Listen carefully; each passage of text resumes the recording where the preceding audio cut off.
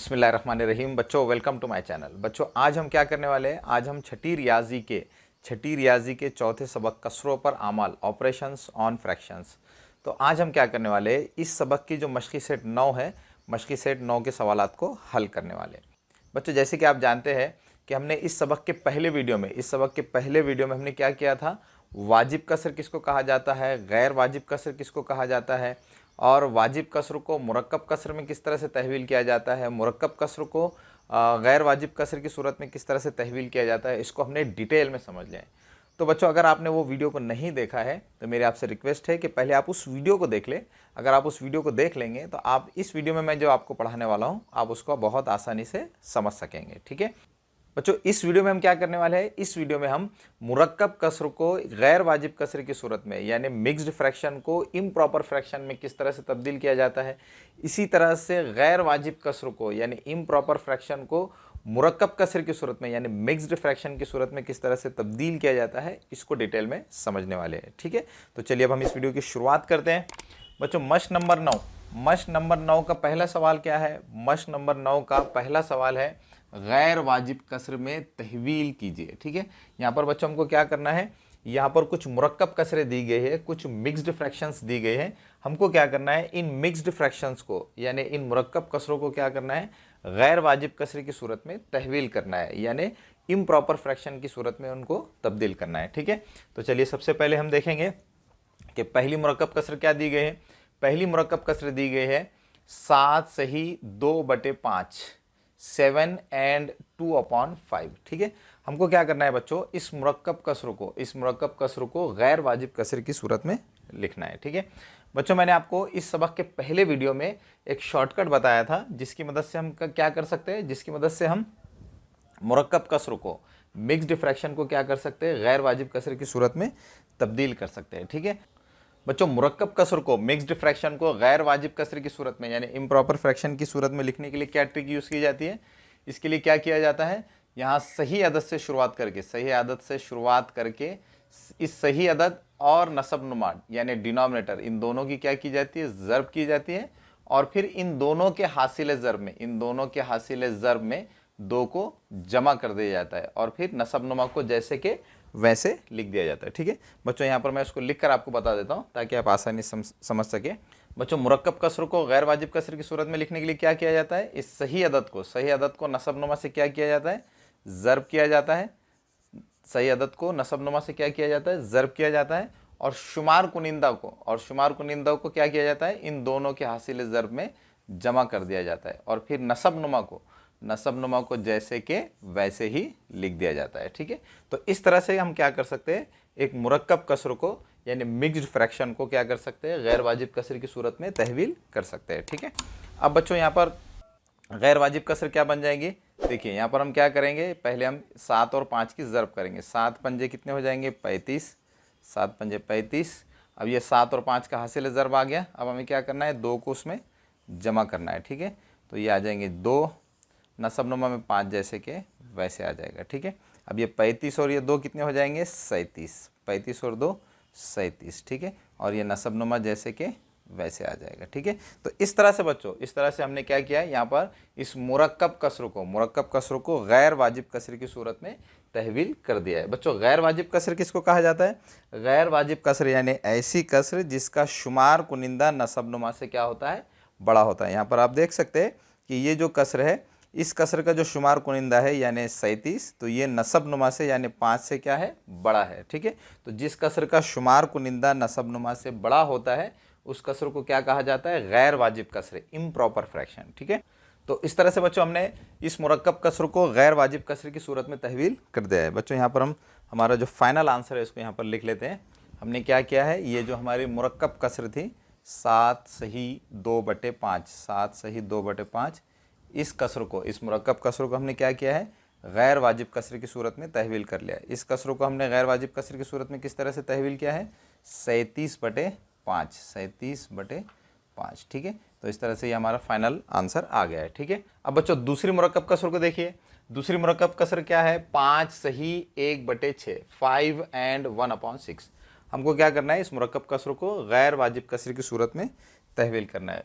मुरक्कब कसर को गैर वाजिब कसर की सूरत में तहवील करने के लिए हम क्या करेंगे, यहाँ से सही अदद से शुरुआत करेंगे और इस सही अदद और इस नसब नुमा इन दोनों को क्या करेंगे, ज़र्ब करेंगे, ठीक है। और फिर इन दोनों के हासिल ज़र्ब में हम क्या करेंगे, ये जो शुमार कुनिंदा है एक, इसको जमा कर देंगे, ठीक है। और फिर नसब नुमा को जैसे कि वैसे लिख देंगे। तो इस तरह से हम इस मुरक्कब कसर को गैर वाजिब कसर की सूरत में तहवील कर सकते हैं, ठीक है। सबसे पहले हमको क्या करना होगा, इस मुरक्कब कसर को गैर वाजिब कसर की सूरत में तहवील करने के लिए इस सही अदद और नसब नुमा को क्या करना होगा, ज़र्ब करना होगा, ठीक है। तो यहाँ पर हम इन दोनों को ज़र्ब कर लेते हैं और फिर हमें क्या करना होगा, इन दोनों के हासिल ज़र्ब में शुमार कुनिंदा को यानी यहाँ पर एक को जमा करना होगा, ठीक है। तो यहाँ पर ये जमा कर लेंगे और फिर नसब नुमा को जैसे के वैसे लिखना होगा। तो यहाँ पर हमने नसब नुमा को जैसे कि वैसे लिख लिया है। अब बच्चों हम क्या करेंगे, ये 5 और ये 6 को पहले ज़र्ब कर लेंगे, ठीक है। 5 6 के 30 होते हैं, तो यहाँ पर हम 30 को लिख लेंगे जमा 1 और ये नसब नुमा को जैसे के वैसे लिख लेंगे, ठीक है। अब ये 30 और 1 कितने होते हैं, 30 और 1 31 होते हैं, तो यहाँ पर हम 31 को लिख लेंगे और नसब नुमा को जैसे के वैसे लिख लेंगे, ठीक है। तो इस तरह से बच्चों हमने इस मुरक्कब कसर को गैर वाजिब कसर की सूरत में तहवील कर लिया है, ठीक है। तो इस तरह से हमारा फाइनल आंसर होगा, हमारी जो मुरक्कब कसर थी वो क्या थी, 5 सही 1/6, 5 सही 1/6। इस मुरक्कब कसर को हमने गैर वाजिब कसर की सूरत में किस तरह से लिखा है, 31/6। बच्चों गैर वाजिब कसर किसको कहा जाता है, गैर वाजिब कसर यानी ऐसी कसर जिसका शुमार कुनिंदा नसब नुमा से क्या होता है, बड़ा होता है, ठीक है। जिसका न्यूमरेटर डिनोमिनेटर से क्या होता है, बड़ा होता है, तो उस कसर को हम क्या कहते हैं, गैर वाजिब कसर, ठीक है। तो इस तरह से हमने इस दूसरी मुरक्कब कसर को भी गैर वाजिब कसर की सूरत में तहवील कर लिया है। अब बच्चों तीसरी मुरक्कब कसर को देखिए। तीसरी मुरक्कब कसर है 4 सही 3/4, 4 and 3/4। हमको क्या करना है, इसको गैर वाजिब कसर की सूरत में तहवील करना है। इसको गैर वाजिब कसर की सूरत में तहवील करने के लिए हम क्या करेंगे, इस सही अदद को नसब नुमा से ज़र्ब करेंगे और फिर इन दोनों के हासिल ज़र्ब में इस शुमार कुनिंदा को क्या कर देंगे, जमा कर देंगे और फिर नसब नुमा को जैसे के वैसे लिख देंगे। तो इस तरह से हम इस मुरक्कब कसर को गैर वाजिब कसर की सूरत में तहवील कर सकते हैं, ठीक है। इस मुरक्कब कसर को गैर वाजिब कसर की सूरत में तहवील करने के लिए सबसे पहले हम क्या करेंगे, इस सही अदद को और नसब नुमा को ज़र्ब करेंगे, ठीक है। तो हमने यहाँ पर इस सही अदद और नसब नुमा को ज़र्ब कर लिया है और फिर हम क्या करेंगे, शुमार कुनिंदा को जमा कर देंगे। तो यहाँ पर शुमार कुनिंदा 3 है, तो यहाँ पर हमने क्या किया है, इस सही अदद और नसब नुमा के हासिल ज़र्ब में शुमार कुनिंदा को यानी न्यूमरेटर को जमा कर दिया है और फिर नसब नुमा को जैसे के वैसे लिख देंगे, ठीक है। अब बच्चों हम क्या करेंगे, ये 4 और ये 4 की ज़र्ब करेंगे। तो 4 चौक 16 होते हैं, तो ये आ गया 16 जमा 3 को जैसे कि वैसे लिख देंगे और नसब नुमा में 4 को जैसे कि वैसे लिख देंगे, ठीक है। 16 और 3 कितने होते हैं, 16 और 3 19 होते हैं, तो यहाँ पर ये 19 आ गए और नसब नुमा में 4 जैसे के वैसे आ जाएंगे, ठीक है। तो इस तरह से हमने इस मुरक्कब कसर को भी गैर वाजिब कसर की सूरत में तहवील कर लिया। अब हम यहाँ पर हमारा फाइनल आंसर लिख लेंगे। हमारी जो मुरक्कब कसर थी 4 सही 3/4, इसको हमने क्या किया है, गैर वाजिब कसर की सूरत में तहवील कर लिया है। इस मुरक्कब कसरों को हमने गैर वाजिब कसर की सूरत में किस तरह से लिखा है, 19/4, ठीक है, 19/4, ठीक है। तो इस तरह से ये तीसरी मिसाल भी हो गई। अब बच्चों चौथी मुरक्कब कसर को देखिए। चौथी मुरक्कब कसर क्या है, 2 सही 5/9। हमको क्या करना है, इस मुरक्कब कसर को गैर वाजिब कसर की सूरत में लिखना है। तो सबसे पहले क्या करना होगा, इस सही अदद को नसब नुमा से ज़र्ब करना होगा और फिर इन दोनों के हासिल ज़र्ब में शुमार कुनिंदा को यानी इस मिसाल में 5 को जमा करना होगा और फिर नसब नुमा को जैसे के वैसे लिखना होगा, ठीक है। तो चलिए सबसे पहले हम क्या करेंगे, 2 को 9 से ज़र्ब करेंगे, 2 ज़र्ब 9 और फिर इन दोनों के हासिल ज़र्ब में शुमार कुनिंदा को यानी 5 को जमा कर देंगे और नसब नुमा को जैसे के वैसे लिख देंगे, ठीक है। अब यहाँ पर 2 ज़र्ब 9 कितने होते हैं, 2 ना है 18 जमा 5 और ये नसब नुमा को जैसे के वैसे लिख लेंगे, ठीक है।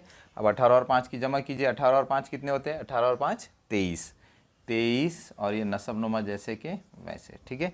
तो इस तरह से हमने इस मुरक्कब कसरों को भी गैर वाजिब कसर की सूरत में तहवील कर लिया है। तो हमारा फाइनल आंसर होगा 2 and 5/9 इज़ इक्वल टू 23/9, ठीक है। तो इस तरह से हमने ये जो हमारी मुरक्कब कसर थी उसको गैर वाजिब कसर की सूरत में तहवील कर दिया है। ठीक है, अब बच्चों मिसाल नंबर 5 को देखिए। मिसाल नंबर 5 में क्या है, 1 सही 5/7। ठीक है, हमें क्या करना है, इस मुरक्कब कसरों को गैर वाजिब कसरे की सूरत में तहवील करना है। तो सबसे पहले हम क्या करेंगे, सबसे पहले हम इस सही अदद को नसब नुमा से, इस सही अदद को इस नसब नुमा से यानी डिनोमिनेटर से मल्टीप्लाई करेंगे और फिर इन दोनों के हासिल ज़र्ब में शुमार कुनिंदा को यानी न्यूमरेटर को ऐड कर देंगे। ठीक है, तो इस तरह से हम इस मुरक्कब कसरों को गैर वाजिब कसरे की सूरत में तहवील कर सकते हैं। ठीक है, सबसे पहले हमको क्या करना होगा, इस सही अदद को और नसब नुमा को यानी इस मिसाल में 7 को ज़र्ब करना होगा। ठीक है, तो 1 ज़र्ब 7 और फिर इन दोनों के हासिल ज़र्ब में शुमार कुनिंदा को ऐड कर देना होगा। तो यहाँ पर शुमार कुनिंदा 5 है तो इसको यहाँ पर मैंने ऐड कर दिया और नसब नुमा को जैसे के वैसे लिखना होगा। ठीक है, अब ये 1 और 7 को ज़र्ब करेंगे, कितने आएंगे, 1 सते 7 होते हैं, तो ये 7 ये जमा 5 जैसे कि वैसे, नसब नुमा जैसे कि वैसे। ठीक है, अब ये 7 और 5 कितने होते हैं, 7 और 5 12 और ये नसब नुमा जैसे कि वैसे। ठीक है, तो इस तरह से हमने इस मुरक्कब कसरों को भी गैर वाजिब कसरे में तहवील कर लिया है। अब हमारा फाइनल आंसर होगा 1 सही 5/7, 1 सही 5/7। इस मुरक्कब कसरों को हमने गैर वाजिब कसरे की सूरत में किस तरह से लिखा है, 12/7, तो मसावी है 12/7। ठीक है, तो इस तरह से बच्चों हमने यहाँ पर इस 5वीं मुरक्कब कसरों को भी गैर वाजिब कसरे की सूरत में तहवील कर लिया है। तो इस तरह हमारा मशक़ी सेट 9 का जो पहला सवाल है वो कंप्लीट हो गया है। तो चलिए बच्चों, हम मशक़ी सेट 9 का जो दूसरा सवाल है उसको हल कर लेते हैं। मशक़ी सेट 9 का दूसरा सवाल क्या है, मशक़ी सेट 9 का दूसरा सवाल है मुरक्कब कसर में तहवील कीजिए, मिक्स्ड फ्रैक्शन में कन्वर्ट कीजिए। ठीक है बच्चों, यहाँ पर हमको इस सवाल में कुछ गैर वाजिब कसरें दी गई है, कुछ इम्प्रॉपर फ्रैक्शंस दी गई है। हमको क्या करना है, इन इम्प्रॉपर फ्रैक्शंस को मिक्स्ड फ्रैक्शन में यानी मुरक्कब कसरे की सूरत में तहवील करना है। बच्चों, मशक़ी सेट 9 के पहले सवाल में हमने क्या किया, हमको कुछ मुरक्कब कसरें दी गई थी, हमने उनको क्या किया, गैर वाजिब कसरे की सूरत में तहवील किया। अब बच्चों हमको क्या करना है, कुछ गैर वाजिब कसरें दी गई है, उनको मुरक्कब कसरे की सूरत में तहवील करना है। ठीक है, तो चलिए सबसे पहले हम पहली गैर वाजिब कसर को मुरक्कब कसर की सूरत में किस तरह से तब्दील करते हैं इसको समझ लेते हैं। ठीक है बच्चों, यहाँ पर पहली जो गैर वाजिब कसर दी गई है वो क्या है, 30/7। बच्चों, गैर वाजिब कसर किसको कहा जाता है, इम्प्रॉपर फ्रैक्शन किसको कहा जाता है, गैर वाजिब कसर यानी जिसका शुमार कुनिंदा नसब नुमा से क्या होता है, बड़ा होता है। जिस फ्रैक्शन का न्यूमरेटर डिनोमिनेटर से बड़ा होता है उस फ्रैक्शन को हम क्या कहते हैं, उस फ्रैक्शन को हम कहते हैं इम्प्रॉपर फ्रैक्शन यानी गैर वाजिब कसर। ठीक है, तो चलिए बच्चों, हम गैर वाजिब कसर को मुरक्कब कसर की सूरत में किस तरह से तहवील किया जाता है इसको समझ लेते हैं।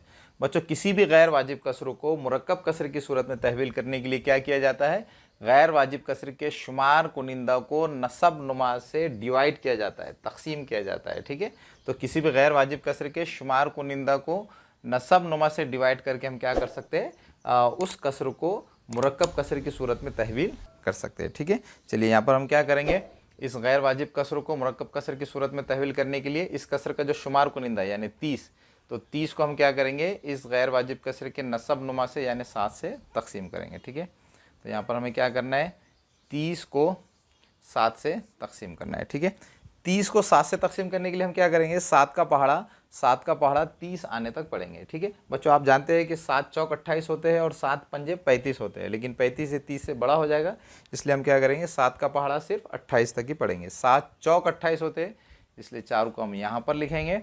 अब ये 7 और 4 को ज़ब्त कर देंगे तो 7 चौक 28 होते हैं, तो 28 को हम यहाँ पर लिख लेंगे। ठीक है, अब इनकी तफरीक कर लेंगे। अब 30 में से 28 को तफरीक कर लेंगे, 30 में से 28 को तफरीक करने पर कितने बचेंगे, 2 बचेंगे। ठीक है, तो इस तरह से हमने यहाँ पर 30 को 7 से तकसीम कर लिया।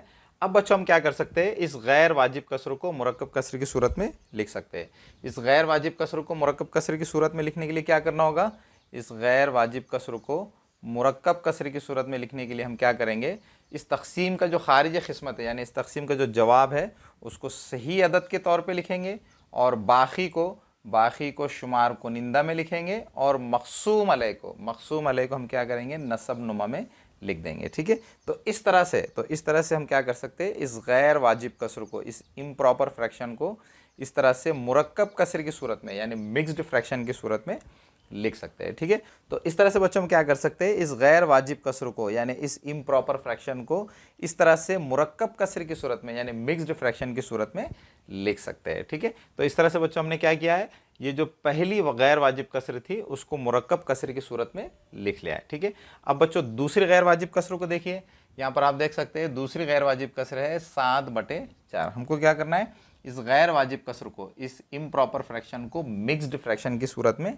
लिखना है। ठीक है, इसके लिए हमको क्या करना होगा, शुमार कुनिंदा को नसब नुमा से तकसीम करना होगा। ठीक है, तो यहाँ पर शुमार कुनिंदा 7 है, तो हम क्या करेंगे 7 को नसब नुमा से यानी 4 से तकसीम कर देंगे। ठीक है बच्चों, 7 को 4 से तकसीम करने के लिए हम क्या करेंगे, 4 का पहाड़ा 7 आने तक पढ़ेंगे। ठीक है, 4 एकन 4 होते हैं, 4 दूनी 8 होते हैं, लेकिन 8 ये 7 से बड़े हो जाएंगे, इसलिए हम क्या करेंगे 4 का पहाड़ा सिर्फ 4 आने तक ही पढ़ेंगे। तो 4 एकन 4 होते हैं, तो 1 को मैंने यहाँ पर लिख दिया।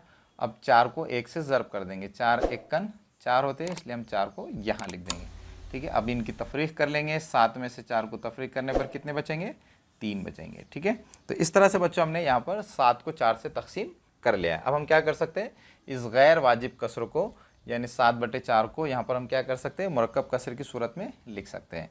तो हम 7/4 इस गैर वाजिब कसर को मुरक्कब कसर की सूरत में लिखने के लिए क्या करेंगे, यहाँ पर इस तकसीम का जो खारिज किस्मत आया है 1, तो इसको हम क्या करेंगे सही अदद के तौर पे लिखेंगे, बाकी को शुमार कुनिंदा में लिखेंगे, और मक़सूम अलैह को हम क्या करेंगे, मक़सूम अलैह को नसब नुमा में लिख देंगे। ठीक है, तो इस तरह से हमने इस गैर वाजिब कसर को मुरक्कब कसर की सूरत में लिख लिया है। ठीक है, अब बच्चों तीसरी गैर वाजिब कसर को देखिए, तीसरी गैर वाजिब कसर क्या है, 15/12। ठीक है, हमको इसको क्या करना है, मुरक्कब कसर की सूरत में लिखना है। तो इस गैर वाजिब कसर को मुरक्कब कसर की सूरत में लिखने के लिए हम क्या करेंगे, शुमार कुनिंदा को नसब नुमा से तकसीम करेंगे।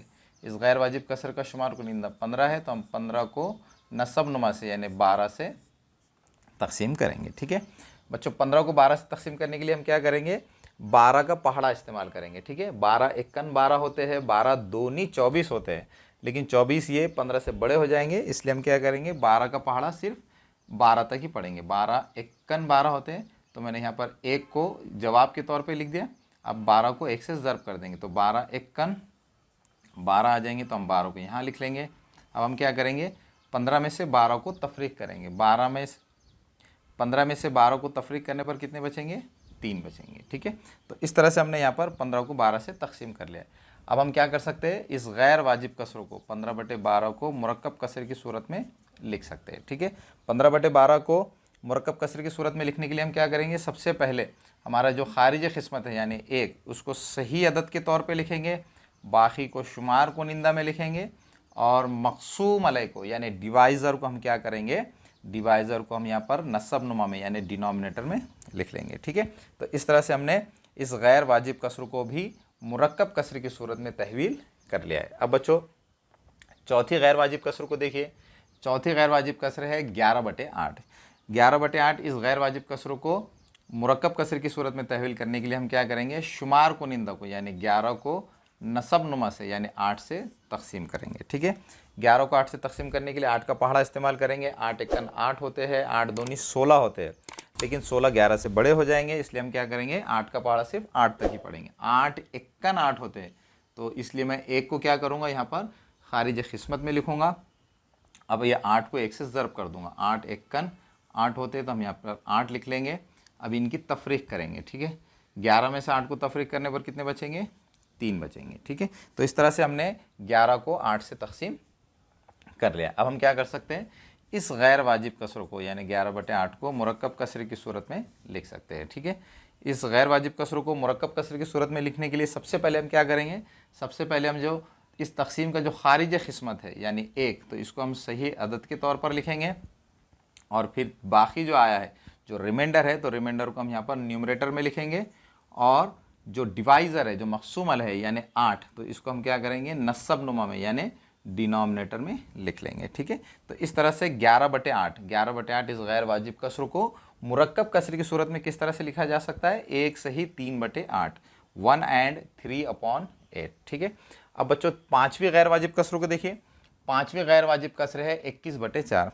इसको मुरक्कब कसर की सूरत में लिखने के लिए हमको क्या करना होगा, इसके शुमार कुनिंदा को यानी 21 को 4 से तकसीम करना होगा। ठीक है, 21 को 4 से तकसीम करने के लिए हम क्या करेंगे, 4 का पहाड़ा इस्तेमाल करेंगे। 4 एकन 4 होते हैं, 4 दूनी 8 होते हैं, 4 तिया 12, 4 चौक 16, 4 पंजे 20, और 4 छके 24, लेकिन 24 ये 21 से बड़े हो जाएंगे, इसलिए हम क्या करेंगे 4 का पहाड़ा सिर्फ 20 तक ही पढ़ेंगे। ठीक है, 4 पंजे 20 होते हैं, इसलिए हम 5 को यहाँ खारिज किस्मत में लिखेंगे।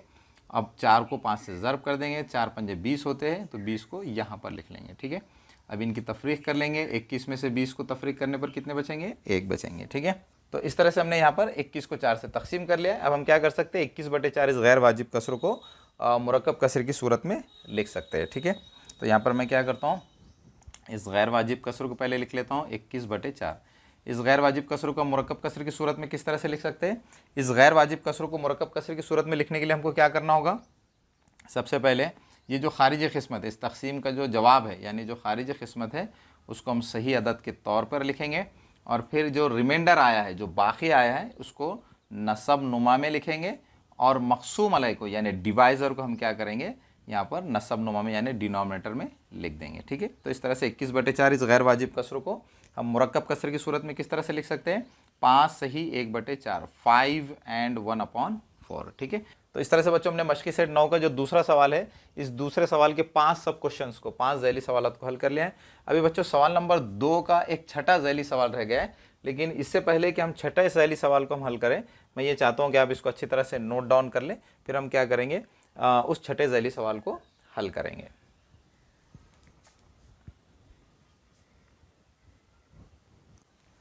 तो चलिए बच्चों, हम जो सवाल नंबर 2 है, सवाल नंबर 2 का जो छठा ज़ैली सवाल है उसको हल कर लेते हैं। इसके लिए मैं क्या करता हूँ, यहाँ पर इस 5वें सवाल को साफ़ कर देता हूँ, और हम यहाँ पर ही छठे ज़ैली सवाल को हल कर लेंगे। ठीक है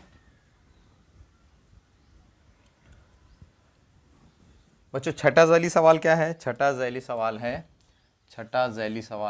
20/7। 20/7 हमको क्या करना है, इस गैर वाजिब कसर को मुरक्कब कसर की सूरत में तहवील करना है। ठीक है, इस गैर वाजिब कसर को मुरक्कब कसर की सूरत में तहवील करने के लिए हम क्या करेंगे, इसके शुमार कुनिंदा को यानी 20 को नसब नुमा से यानी 7 से डिवाइड कर देंगे। ठीक है, 20 को 7 से तकसीम करने के लिए हम क्या करेंगे, 7 का पहाड़ा 20 आने तक पढ़ेंगे। 7 एकन 7, 7 दूनी 14, 7 तिया 21 होते हैं, लेकिन 21 20 से बड़े हो जाएंगे, इसलिए हम 7 का पहाड़ा सिर्फ 14 तक ही पढ़ेंगे। ठीक है, 7 दूनी 14 होते हैं, इसलिए 2 को हम यहाँ पर खारिज किस्मत में लिखेंगे।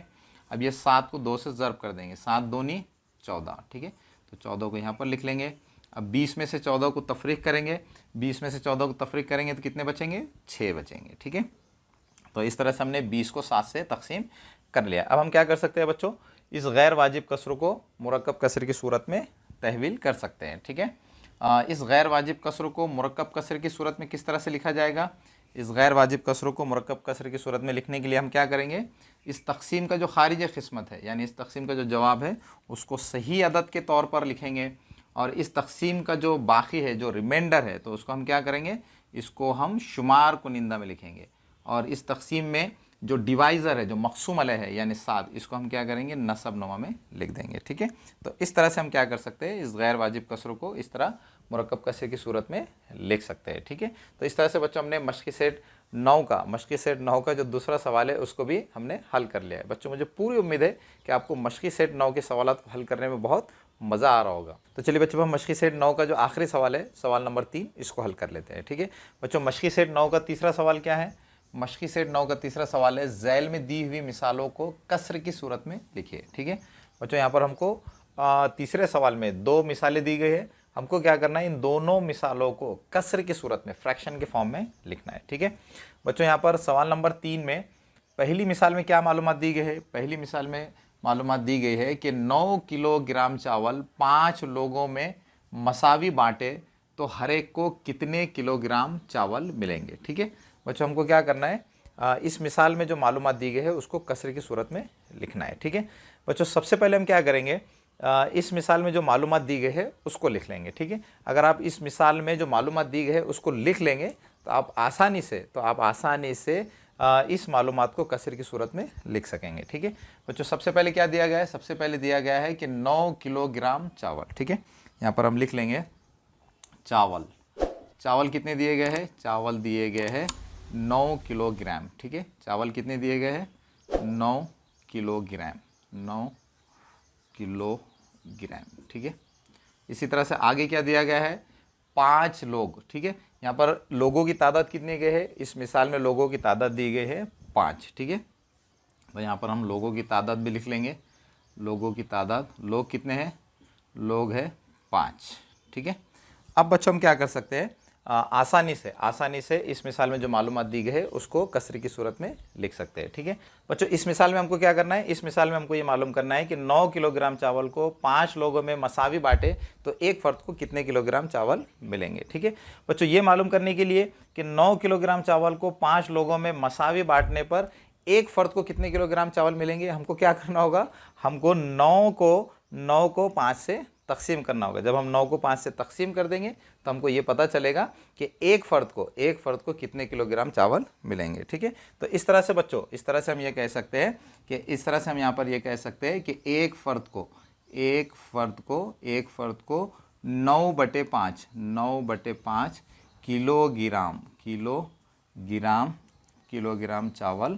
किलोग्राम चावल मिलेंगे, ठीक है। तो इस तरह से बच्चों हमने सवाल नंबर 3 का जो पहला ज़ैली सवाल है उसको हल कर लें। अब बच्चों दूसरी मिसाल को देखिए, दूसरी मिसाल में वो कह रहे हैं कि एक नाप के 5 खमीस सीने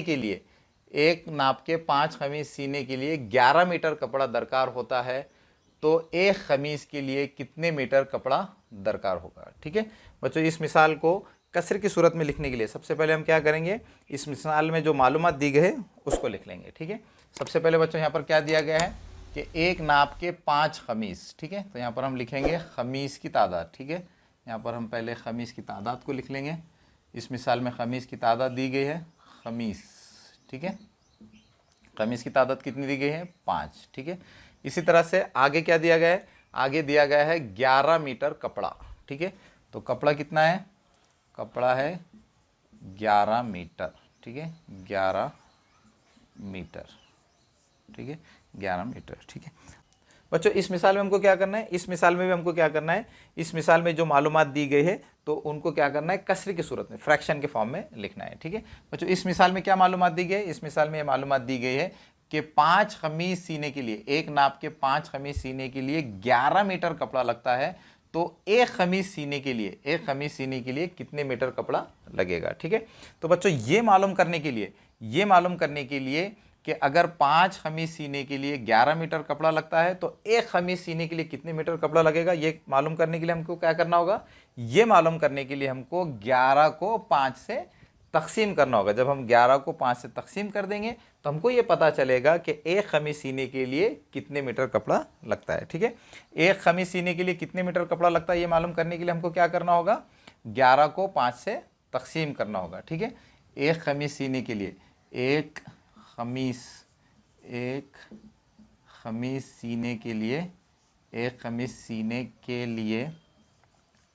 सीने के लिए कितने मीटर कपड़ा लगता है ये मालूम करने के लिए हमको क्या करना होगा, 11 को 5 से तकसीम करना होगा, 11 को 5 से तकसीम करना होगा। तो इस तरह से बच्चों हम यहाँ पर ये कह सकते हैं कि एक खमीस सीने के लिए 11/5 मीटर कपड़ा दरकार होगा। तो इस तरह से बच्चों हमने मशक़ी सेट 9 के तमाम सवालात को हल कर लिए। बच्चों मुझे पूरी उम्मीद है कि आपको मशक़ी सेट 9 के सवालात हल करने में मज़ा आया होगा। अब बच्चों आखिर में आपसे रिक्वेस्ट है कि अगर आप हमारे चैनल पर नए हैं तो हमारे चैनल को सब्सक्राइब कीजिए। अगर आपको हमारे वीडियोस पसंद आ रहे हैं तो हमारे वीडियोस को लाइक कीजिए और दूसरे बच्चों को भी शेयर कीजिए, ताकि हम आपके लिए मैथमेटिक्स के वीडियोस इसी तरह से बनाते रहें।